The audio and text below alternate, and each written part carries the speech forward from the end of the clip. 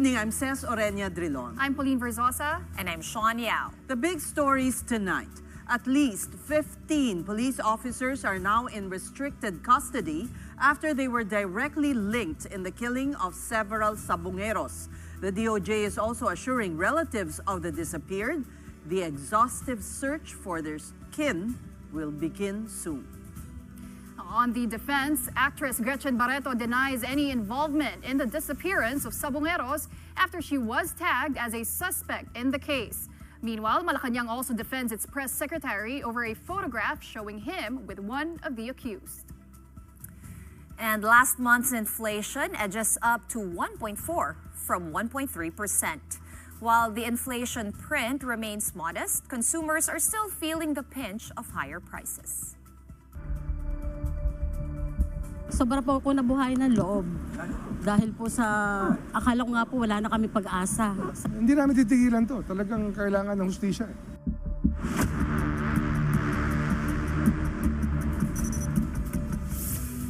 More developments in the still unfolding missing sabungeros case.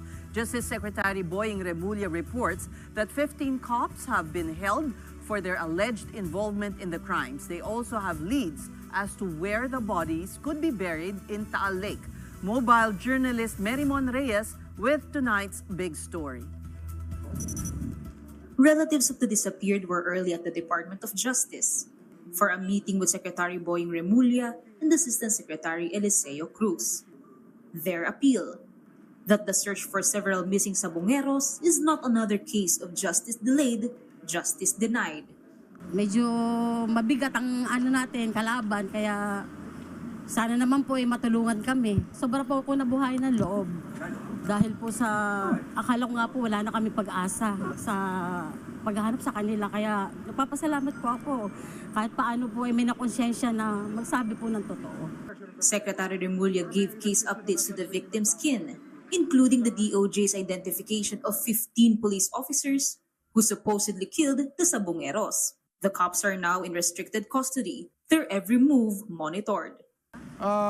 Nag-carry out ng executions. Under restricted duty na sila. They have to report already to officers para doon na sila. Para hindi na sila makasakit. In an interview with Radyo 5 anchor Ted Filon on July 4th, the suspect who wants to turn state witness had more revelations and admissions. Julie Dondon Patidongan, alias Totoy, said he did not see the alleged killings firsthand. Patidongan admitted that he only saw the crimes through videos provided him by the executioners before he issued payment vouchers for each successful hit. Pinusasan kasi nila yan, nung nakita ko yung mga polis na yun, nakapusas yan. Tapos tinatalian ng tie wire sa leeg. Yung killing mo simple, dahan-dahan ginagarote nila hanggang sa lumabas yung dila at saka nakakahihi na yung tao. Then napatay na. Patidongan is not sure where the victims were exactly buried, only that it's somewhere in Taal Lake, Batangas. But DOJ believes they have a lead now as to the location of the bodies. The department will ask the Japanese government for help in the search for the sabungeros. I just signed a letter for the Japanese government asking for assistance para magkaroon tayo ng seabed, lake bed mapping at iba pa mga capabilities ng technology na kailangan natin para dapat dito kasi scientific ang approach eh. Hindi pwedeng chamba-chamba to. Scientific ang approach dito. No date has been set yet for the search, but this is the Justice Chief's assurance to the Los Sabungeros relatives. Hindi namin titigilan to. Talagang kailangan ng hustisya eh. Alam mo, ang kaluluwa natin bilang mga Pilipino nakataya rito. Dapat dito hindi tayo mapayag na pera-pera lang ang naging Panginoon ng Pilipino. The DOJ also believes alias Totoy is a credible witness. The agency will be assisting Patidongan via the Witness Protection Program. Nandiyan ang WPP nakaalalay lang. But so far, the security is under General Torre, kay PNP Chief. Mobile journalist Merimon Reyes, we are One News. Actress and once e-sabong investor Gretchen Barretto has spoken up after being tagged as a suspect in the case of the missing sabungeros. Through her lawyer, Barretto decried the allegations as baseless. According to a statement released by attorney Alma Malyonga, whistleblower Julie Dondon Patidongan alias Totoy did not even personally see Barretto involved in any way to the case. He maliciously speculated Barretto's involvement simply by having ties with businessman Charlie Atong-Ang. Barretto's camp also denied that she operated a sabungan or had any participation in e-sabong. The statement did admit that Barretto was an investor in the business. The statement also confirmed that there was an attempt to extort money from Barretto with an offer to exclude her from the list of suspects if she paid. Barretto, according to her lawyer, refused since she had done nothing wrong. Barretto has also expressed willingness to fully cooperate in the investigation. Presidential Communications Office Secretary Jay Ruiz's name has also been dragged into the issue of missing sabungeros. A photo of Ruiz with a certain alias Brown is now circulating online. Brown is a suspect in the case of disappeared cockfight enthusiasts. The photo was taken from a content creator's social media account posted back in April 2024. Apparently, Ruiz and alias Brown were both invited to the content creator's birthday party. Ruiz did not deny the photo, but Palace Press Officer Claire Castro came to his defense. Ang nakausap po natin mismo ay si Secretary J. Ruiz.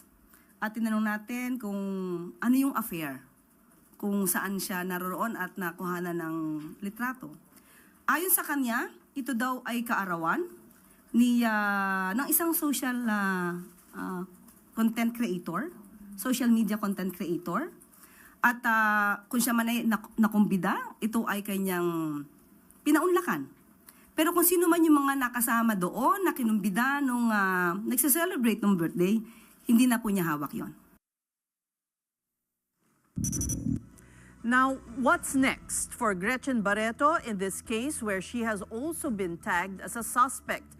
And joining us tonight is her lawyer, attorney Alma Malyonga of Sigyon Reyna, Montecillo and Ongsiaco Law Firm. Good evening and welcome to The Big Story, attorney. Hi, hello lady. Si Ces, Shawn and Pauline, good evening. Good evening. Well, our first question relates to new revelations made by Totoy, because your statement may have come ahead. He had spoken to Ted Filon this morning and claims to have witnessed a meeting where Miss Gretchen Barretto was present, where the killing of the so-called cheaters in Sabong were discussed to be killed because the business would suffer if they weren't going to send a strong message to these cheaters. Ano pong response ninyo, attorney? My response is that first, it's so absurd. The fact of the matter is that Mr. Whistleblower has been embellishing his story. Remember when he first came out, it was very clear that his basis for speculating Miss Gretchen Barretto's participation is his suspicion that she must somehow be involved. She must, because she's so close to Mr. Atong-Ang, she must know something. If there were any such meetings that occurred, why wouldn't have said so in the beginning? In fact, he did not tag Miss Barretto as a mastermind. He named 3. He only said that, Miss Barretto must know something about this. She should know. She should be investigated and urged to say what she knows. Later on, he suddenly changed his mind. Now, naging mastermind na si Miss Gretchen Barretto.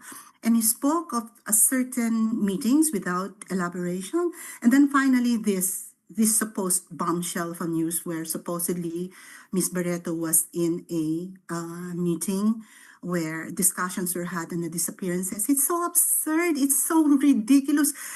It's not even logical. And it just proves that he's embellishing his stories, maybe because he's been advised by people or his advisors or even a lawyer that, it's not enough. What you've been saying is not enough. You have to say more. You have to invent more. And so it's pure invention. It's so clearly an invention. And by the way, Mr. Whistleblower, even your embellishment is not really very useful, because what you have to show is active participation in the commission of the crime, even if it's so ridiculous. But even if Miss Gretchen Barretto knew about it, she maybe agreed to cooperate. In that fantasy scenario, that would not even amount even to conspiracy. There needs to be an overt act showing that she committed something in furtherance of the crime and that she had an actual participation in the commission of the crime. So sorry. You can embellish some more, but what you're saying does not amount to any participation on the part of Ms. Gretchen Barretto. Let's go into her involvement in the business. You do admit she's an investor. Does she belong to this supposed Alpha group? What is this Alpha group? My understanding is that there are two groups. There's the Alpha group, A group, and then there's also a B group. Two different kinds of investors. But I think the Alpha group is one where you get more return for your investment. Ms. Barretto knows that I think she became aware and came to know of the Mr. Whistleblower because he's also an investor. And they participated in events related to the cockfighting, to the sabong. As you know, Ms. Barretto has not been shy about her involvement in the sabong. She has been seen in videos, actually participating in the events. Merong mga okasyon where she released the cocks, just to grow interest in the business. That's her participation. Well, she does strangely though, yes, she disappeared from social media. Took a low profile, and it coincided with the disappearance of the sabungeros. Was she concerned? Was it because she was concerned? Did she? No, sorry. Oh, okay. Sige, sis. Please continue. What was the reason for that? Or did she express any concern at all? This was 3-4 years ago. Being an investor in a business where your people disappear, it's bothersome. Yes, I am not aware that Miss Barretto suddenly disappeared from social media. Took a low media. Profile, perhaps, is the word I should have used. All right. All I can say is that there were, in fact, investigations conducted some years back. In fact, this resulted in the submission and preparation of a report by the Senate. I think it was finalized in May of 2022. And there was a discussion on investigation on the disappearances. I understand that there were at least 3 hearings, exhaustive transcripts. And the conclusion there is that there's a need to investigate more. And no, nothing of the allegations of the sort that are being made now have been made. No? And there is certainly no evidence to show that Ms. Barretto was somehow linked to the disappearances. You know also, says, of course, that during those periods, there were also efforts already to try to declare e-sabong illegal, no, and to suspend. In fact, it was the operations were suspended sometime in 2022, and you can say perhaps that it's because of that controversy about the legality of the operation itself that maybe spurred Ms. Barretto to take a more low profile, if that was in fact the case, but I can't confirm that. No? Just to follow up, Attorney Malyonga, you mentioned already the Senate hearing that was conducted by the committee of Senator Bato. That was in 2022, right at the tail end of the Duterte administration. After that, the recommendation of the committee was to continue the investigation. Meron bang nag-reach out from the NBI or the PNP sa camp ninyo ni Ms. Gretchen Barretto to get more information or nada? No, none. And maybe because, if you look at the Senate hearings, and I'm starting to take a look more closely at it, there's no indication of any involvement on the part of Ms. Barretto. Right. She's not involved in the operations at all. So, Attorney, let's talk about the alleged extortion that took place. When did this exactly happen, and how did Julie Patidongan reach out to Ms. Barretto, and how much was he asking? Okay. my understanding was that the effort was made not by Mr. Whistleblower, but through a certain Mr. Brown. I think he's the pseudonym of Alan Bantiles. And this effort came just days before Mr. Whistleblower came out in media to come out with his supposed explosive revelations. And the message to Ms. Barretto at the time was, Mr. Whistleblower is going to come out with something explosive. Why don't you call his wife? The wife, I think they're the same name, parang Julie rin. But anyway, he said, call the wife of Mr. Whistleblower. Try to make a deal so that your name will be excluded from the list. There were no further discussions on how much, because Ms. Barretto did not try to call the wife of Mr. Whistleblower. It stopped there. She had nothing to hide. What was she going to negotiate for? What was she going to pay anything for? So is she going to file a case against Totoy as well, like Mr. Atong Ang? Alam mo, so many people have been asking me about that. Of course, it's always on the table. But one of the things that I did tell Gretchen was that it's so obvious, no? The case against you is so fabricated, it's so thin, napakanipis. It's nothing but malicious speculation, opinion, invention, fantasy, etc. The right-thinking people, if they really look at it, it's very obvious that it's false. Diba? It's fantasy. Yes, attorney. So yeah. Yun nga pero pinangalanan siya by no less than DOJ Secretary Boying Remulla. How does Ms. Barretto feel about that, no? Having said what you just did, and pinangalanan sila mismo, specifically ni Mr. Atong Ang. Alam mo, actually, I was very concerned and was very frustrated last night when I read that bit of news that Secretary Remulla named Gretchen Barretto as a suspect.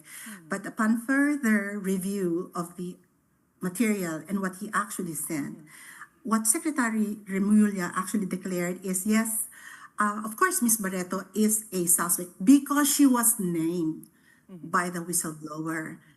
What this means very clearly to me is that you can call anybody suspect. Anybody can be named by the whistleblower. And Mr. Remulla, Justice Secretary Remulla, would not, of course, being the responsible officer that he is, would not make a decision right then and there to say, oh, there's no basis for this. So I think she said Ms. Barretto is a suspect. Let's further investigate. We cannot drop the case against her because she was named. But we're so confident, as I said, that we trust that in fact what is going to take place is a thorough, objective assessment where sinabi rin ng Office of the President, they support the investigation, but warns that you need to have substantial evidence. Allegations are not evidence. Suspicion is not evidence. No, so if there is proof, then go ahead. No, but as of now, that's not the case. So I'm now comforted by the fact that when Justice Secretary Remulla says Ms. Barretto is considered a suspect, it just expresses the objective fact that she has been named by the whistleblower. Whether or not the allegations and accusations against her carry any weight is a totally different matter altogether. On the other hand, on the other side of the coin, will she cooperate with the DOJ in its investigation? She would have some extensive knowledge, being an investor, being a member of the A group. All right. If she is called, she will investigate. If she will be subject to investigation, of course she will cooperate to the extent possible and in accordance with law, no? But just to remind you, Ms. Gretchen Barretto is just one of the investors, and I trust that part of the investigation will try to see the participation of many others, and I'm very, very sure that when that happens, what will turn out is the fact that the disappearances of the sabungeros have little to do with the investment. The investment does not mean that you have an interest in making the sabungeros disappear. There's no connection. In any event, to answer your questions, There may yes. be no connection, but in the conduct of your business, if something this terrible is happening, and it is it's 34 supposedly the complaints that have been filed, but now the number has even reached over 100. As an investor, you should be concerned, would you not? Yes. And I understand that Ms. Barretto did try to ask what this was all about. And she was told that it had nothing to do with the business, and that this concerned perhaps some controversies between some of the bettors themselves, who might have felt aggrieved by reports of the scam, the cheating. She kept her investment. The investment is still there. It's not been withdrawn. Has she been? Did she get out of the business? No, I have to ask that because the fact of the matter is the operations have been suspended. I have not asked her what happens now, because for all intents and purposes, there is no e-sabong. You can. Well, so I am not sure also about that, because there are reports that e-sabong still continues from underground, from abroad, but the IP address is not in the Philippines, so it's skirting the law. So I do not know if Ms. Barretto is involved in that. I would be surprised if she is. Okay, Attorney, let's just go back and circle back to the beginning, alias Totoy, and then we have alias Brown. Ms. Gretchen Barretto, she knows these people, parang, di ba? But what is the nature of her... Kumpare ba niya si Totoy? I'm not even kumparo. You have to, this is, I'm not engaged in sabong, no? Hindi ko Hindi, kung ninang ba siya ng anak niya? I guess. No, that's not. What happened, what I understand is that between the among investors, meron silang parang social chat group.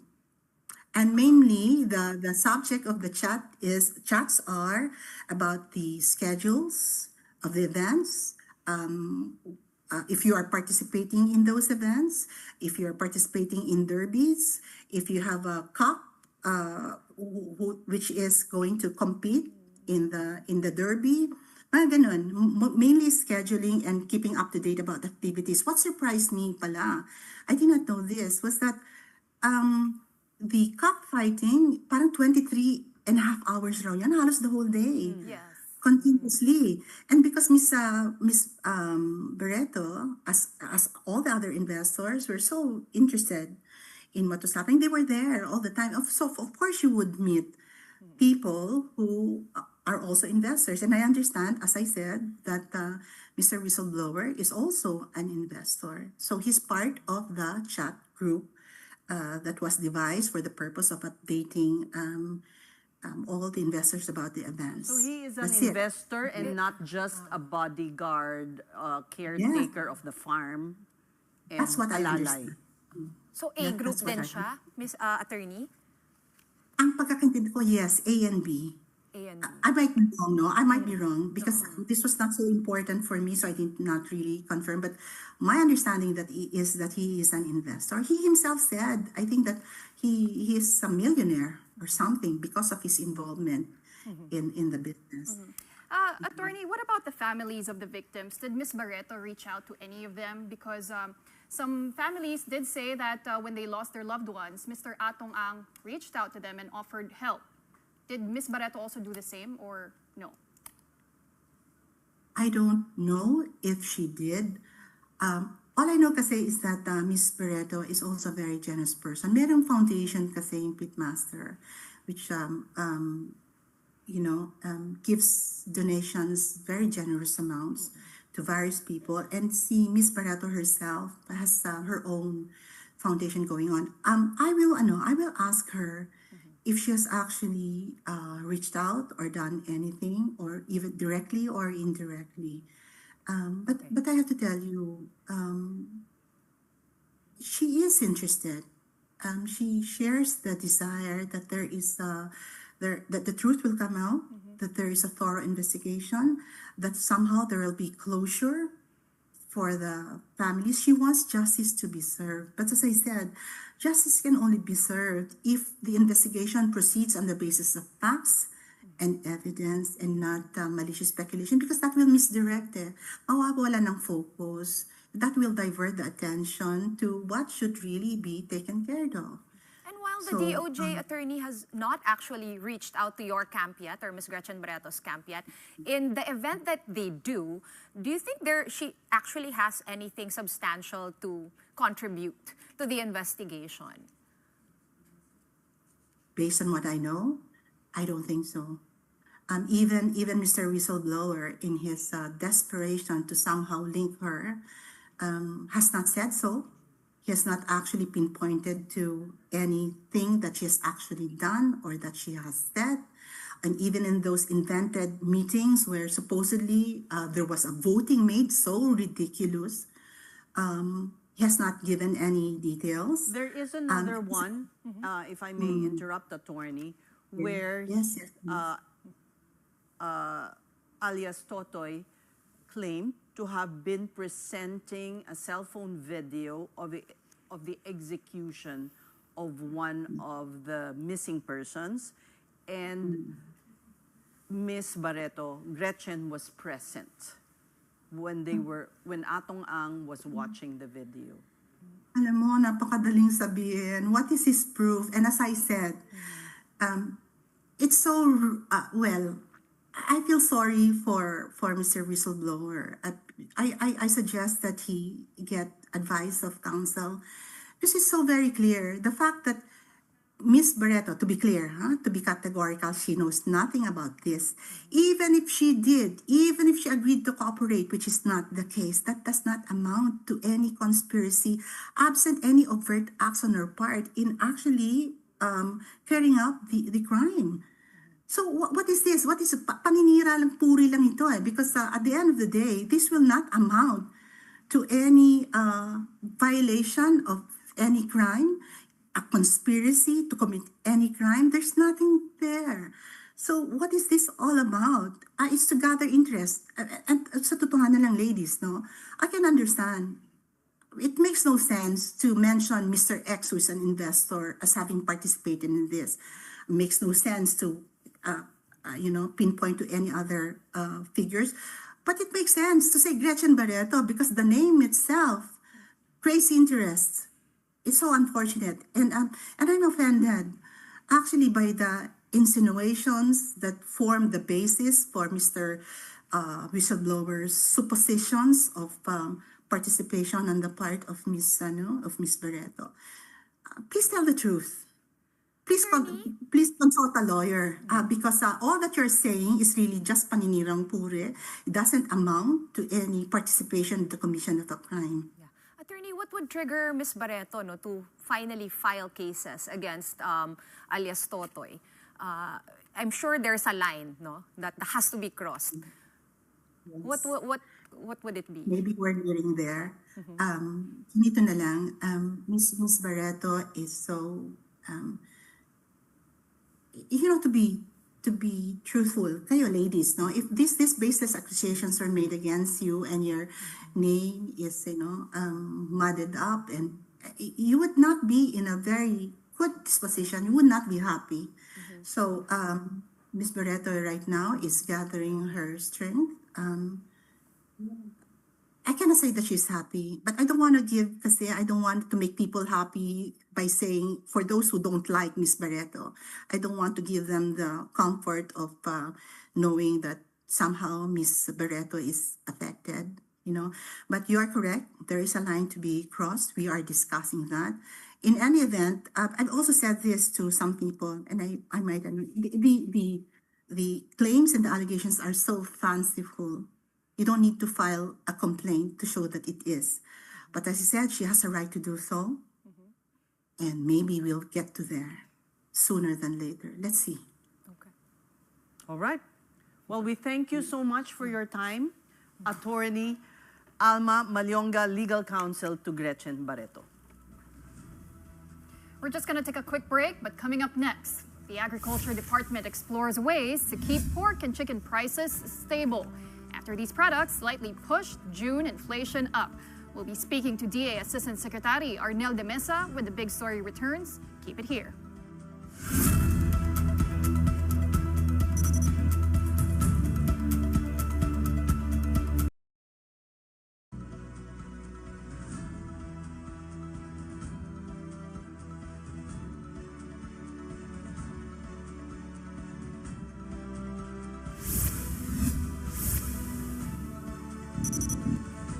The big story is back with Philippine inflation for June ticking up to 1.4% from 1.3% last month. But some consumers are not feeling the lower inflation print. Here's why.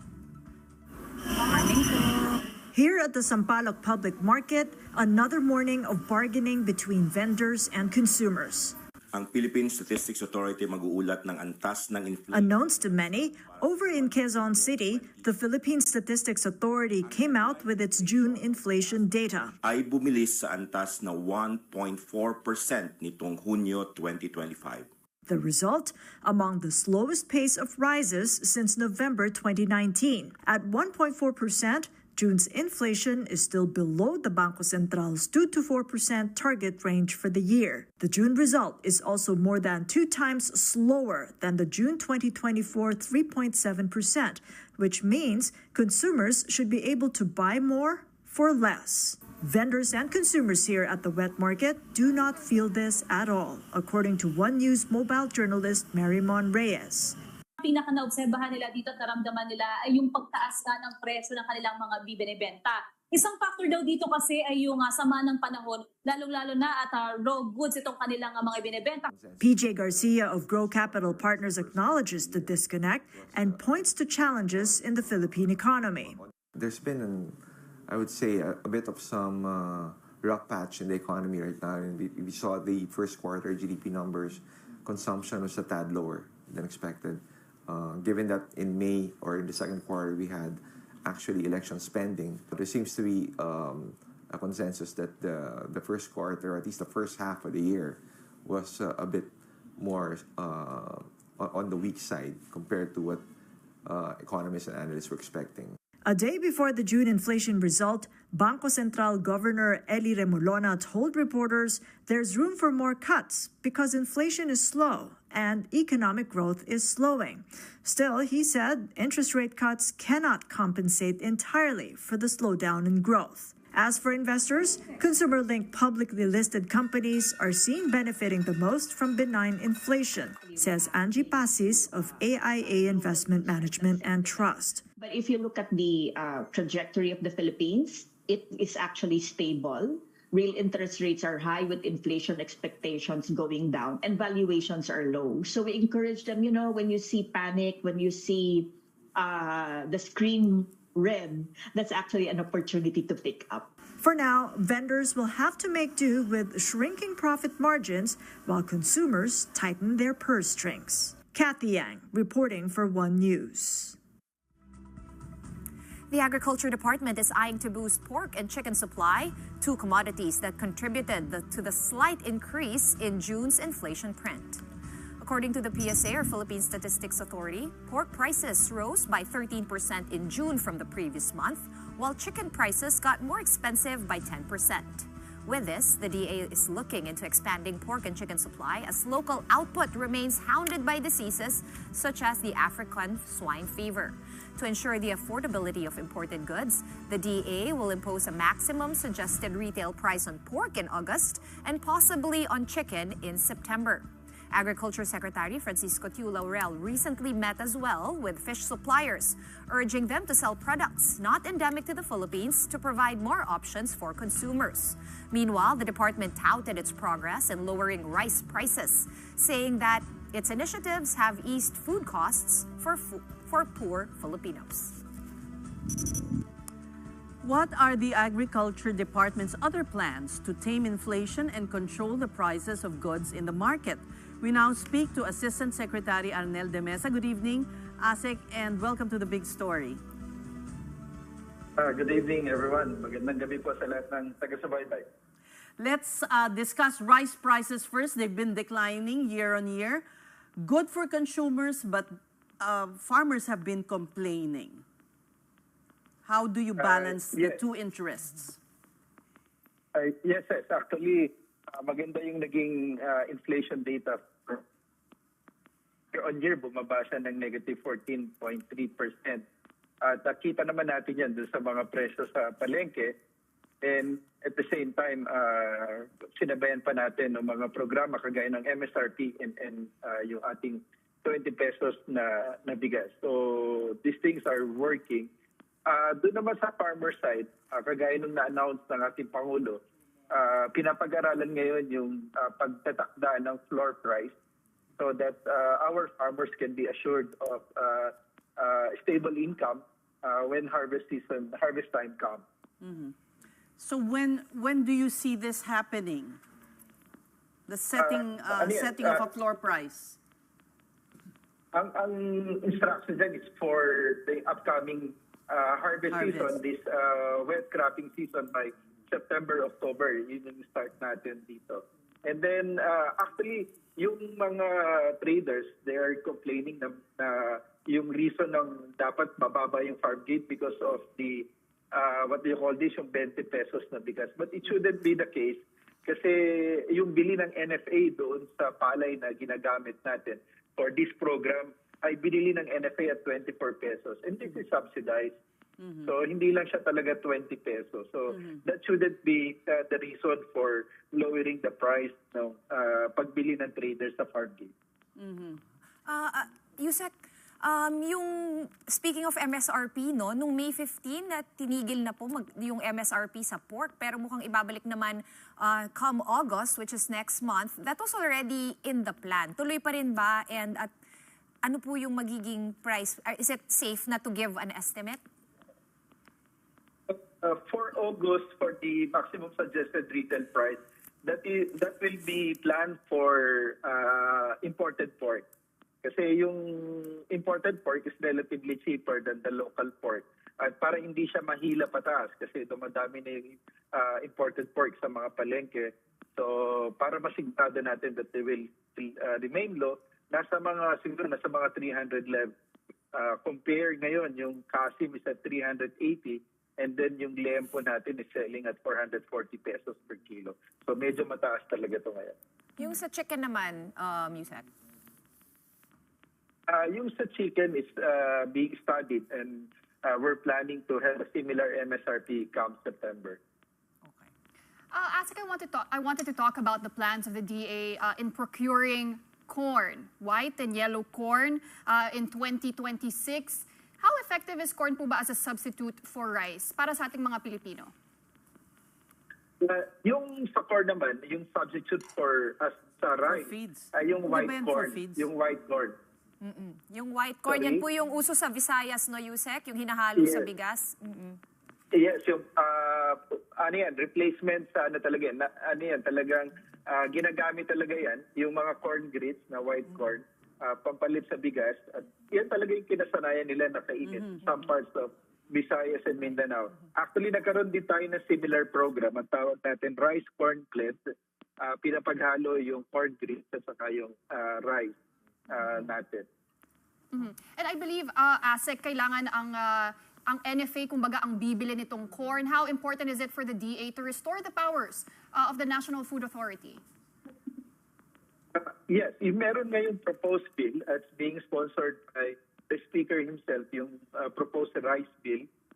Very important ito dahil yung hinihiling namin maibalik yung original mandated function ng NFA for regulatory and for trade, yung sa market intervention.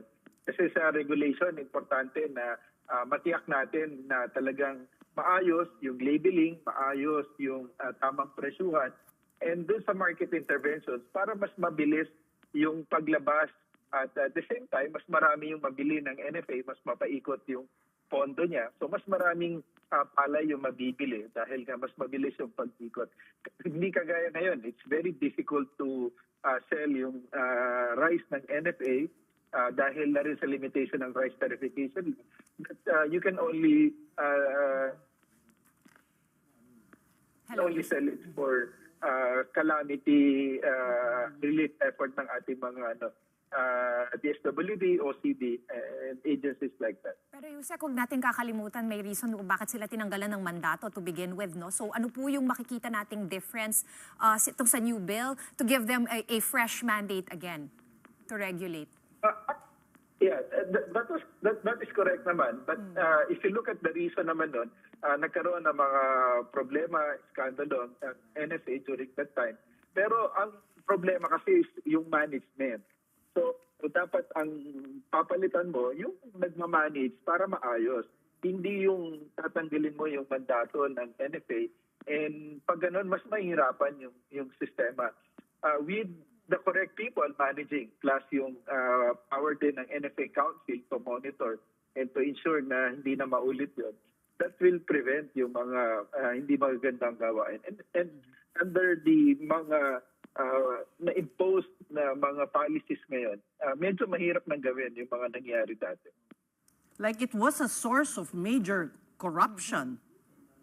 Yes, during yung mga dati na panahon. At yun ay wala na. Kasi karamihan kasi ng source ng ganong problema is yung sa importation ng bigas at saka yung sa pagbenta. Ngayon naman kasi actually hindi na namin hinihiling yung importation except siguro for emergency situation. Our request focus only on the regulation and market intervention. Speaking of that, no, kamusta na tayo dito sa mga middlemen/hoarders na matagal na nating inaabangan na may masugpo? Kamusta po yung efforts? Lately, marami na kayong nahuhuling smugglers. Yung mga onions, Oo. in Subic, Nagpapakitang gilas. Kayo sa DA, ASEC. Yes, ladies. Actually, talagang kahit matindi na yung provision ng Anti-Agricultural Economic Sabotage Law for smugglers, hoarders, and profiteers, talagang malakas pa rin yung loob nila. Pero tuloy-tuloy yung ginagawang aksyon ng ating pamahalaan, especially ng DA, ng Customs, saka ng iba pang ahensya. Sunod-sunod yung mga nagiging operation natin kung may nakakalusot man. Just recently, may pinahold si Secretary Kiko dito sa Port of Subic. About 59 containers yun. Allegedly, ganun pa rin, misdeclaration. And most likely, ang laman nito are onions and fish products pa rin. Pero have you filed cases already? Yun nga kasi, dagdagan ko lang before kayo sumagot, Asek, yung kasi, inabandona, nahanap niya yung shipment, pero hindi yun nahanap yung responsable kasi parang iniwan na lang nila doon. So, paano yun? Yan nga. Oo.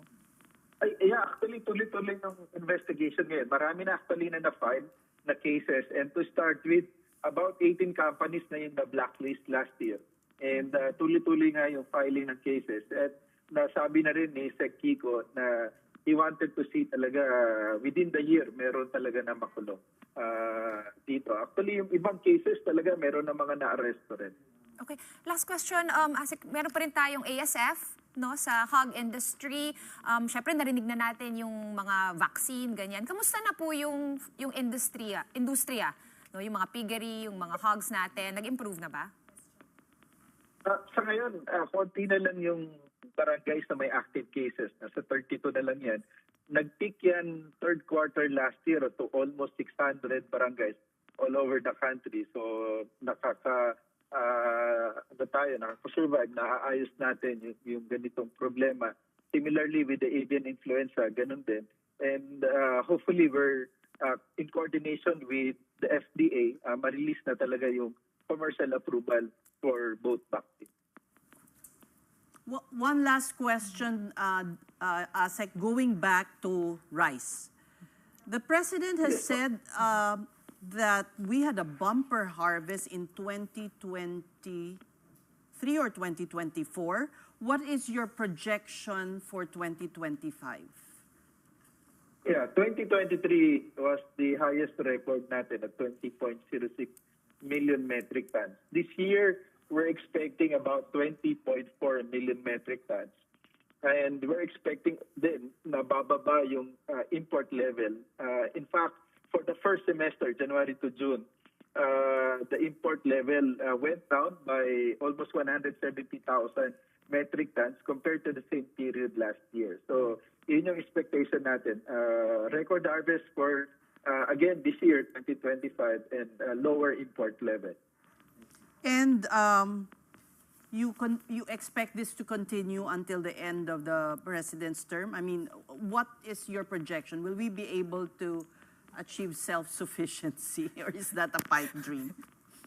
We're not attaining, or we're not aiming for self-sufficiency kasi medyo patuloy yung paglaki ng population natin compared to sa productivity natin. But we're aiming na talagang pataasin. In fact, marami na mga areas yung gumagraduate sa 5 metric ton level of harvest per unit hectare.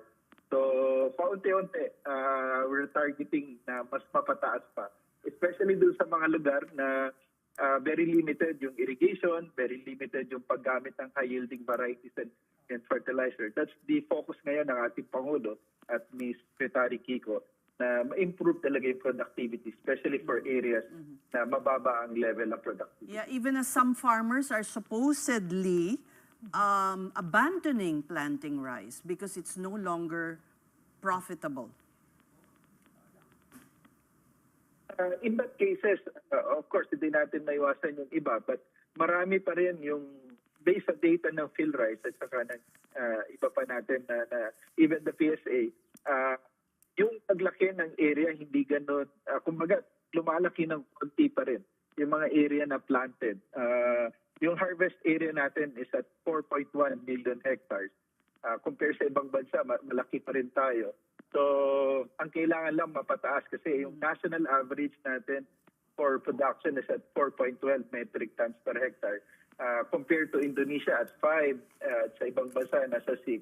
So, yun yung target talaga natin, mapataas yung unit harvest natin per hectare. So, sorry, by 2028, how much reduction in imports are you seeing? Is the projection? Medyo mahirap sagutin yun, Ces. Ang talagang target natin is, kasi based on data, pag lumalaki yung production mo, example 2023, we have a very good harvest of 20.06 million metric tons. Yeah. The importation ay nasa 3.6. Last year, medyo bumaba ng malaki, gawa ng El Nino, our import went up by 4.8 million metric tons. So this year, dahil mataas yung harvest natin, bumababa rin yung import. So ang strategy really is to make sure that our production will grow para bumaba talaga yung dependence natin on import. Okay, kaya import na lang tayo ng corn. Alvin, sir, masarap talaga siya. Ako, gustong-gusto ko siya. Actually, masarap nga. Oo, type ko siya. Dapat hindi pang Visayas lang. Oo, yeah. Pakalatin natin, pauso natin sa Luzon, no? Oo nga. Yes, yung rice corn blend. Well, we thank you for your time, DA Assistant Secretary Arnel de Mesa. We're going to be pausing for another quick break, but right after that, the Philippine Coast Guard spokesman sues a vlogger for cyber libel. The details on that big story next. Keep it here.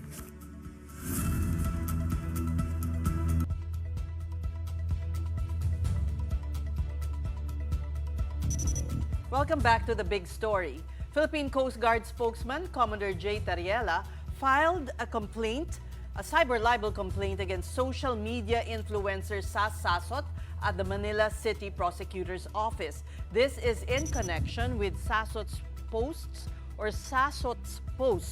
from July to October of last year. One is about Tariela receiving a $4 million talent fee from the United States over a so-called Project Atlantis.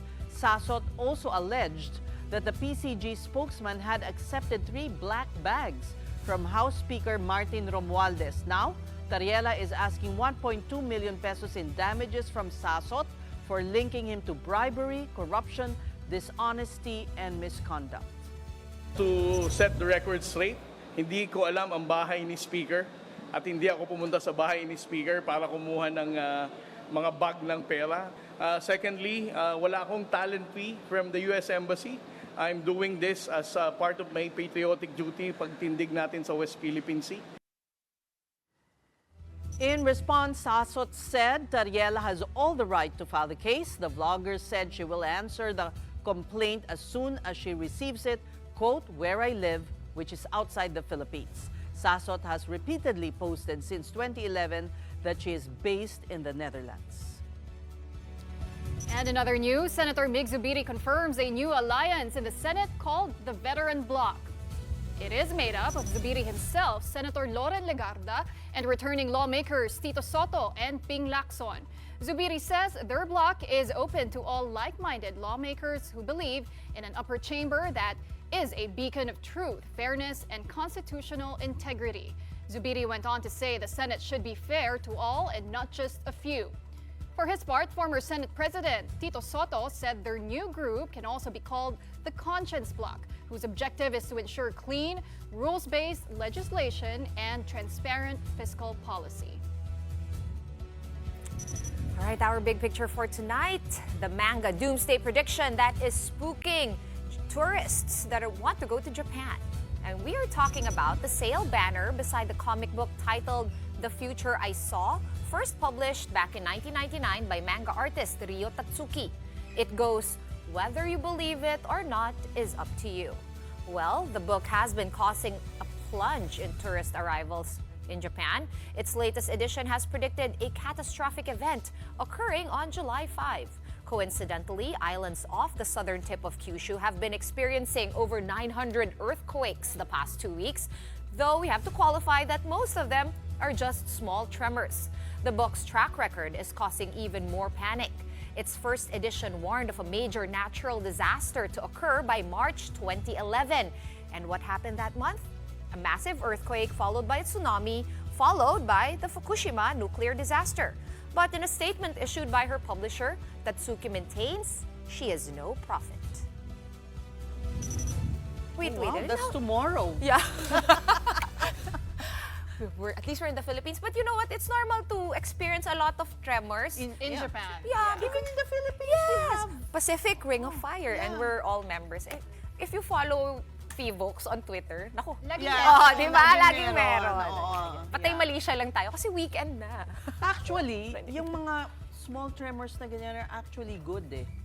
O talaga, gusto ko yan. They release the tension. Para hindi mag... Oo, na one big, Parang tao lang, no? Better talk about it, ganyan, kaysa yung hantayin mo, iipunin mo. Oo, tama. I saw that report on Frontline also earlier, Frontline Pilipinas. And what made it scary kasi malapit nga daw yung Pilipinas with that, what do you call that line? Or You know, I that's why the remember- tsunami could possibly reach us. now. Remember But that Fukushima? Yes, I remember it. Remember, we were even more panicked than Japan. Remember? Kasi People hindi tayo were buying handa. Merthiolate or something. Because the thinking that tsunami it was, warning reached us di ba? Meron parang sa buong side na yun. Pero minsan mas panic pa tayo sa mga Hapon. kung saan nangyayari yung kaganapa, yung gulo. Well, we survived a lot of predictions already, right? In 2012, they said it was the end of the world. I and we're remember still there was here. an Iran-Iraq war so far from us. We were hoarding. Diba? Madrama tayo. Emotional talaga mga Pilipino. OA tayo minsan. Well, it's better to be prepared. So, as they say, Anyway. mga Boy Scouts, Girl Scouts na lang tayo. Handayin na ang mga go bag this weekend. But which you should always have anyway, di ba? Do you have one? No. pero meron akong weekend project, I know. It's always good advice, no? True. All right, but for this week and for this Friday, that's it for the big story. Thank you so much for watching. We are One News, all sides, all the time. See you again on Monday at 7:30 p.m. Have a great weekend, everyone. Good night.